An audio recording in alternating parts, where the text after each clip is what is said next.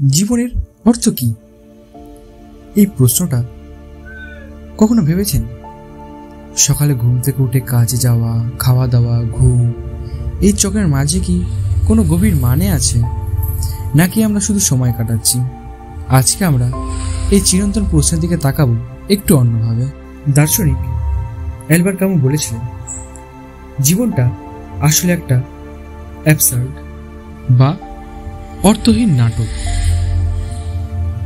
আমরা অর্থ খুঁজি কিন্তু কিছুই পাই না। তবে তিনি এটাও বললেন, এই অর্থহীনতাকে মেনে নিয়ে নিজের মতো করে বাঁচাই জীবনের মজা।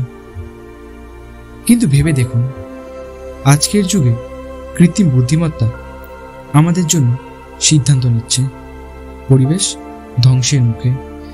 তাহলে কি আমাদের জীবনের অর্থ বদলে গেছে?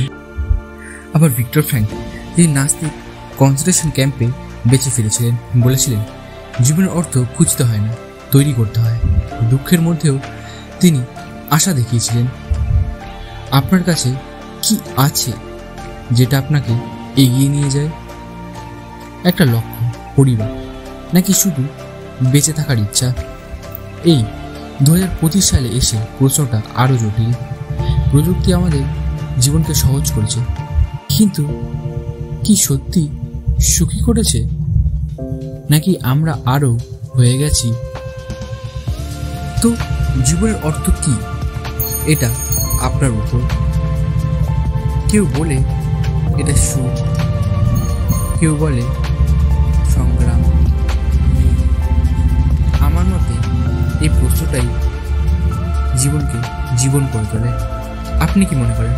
কমেন্টে জানান।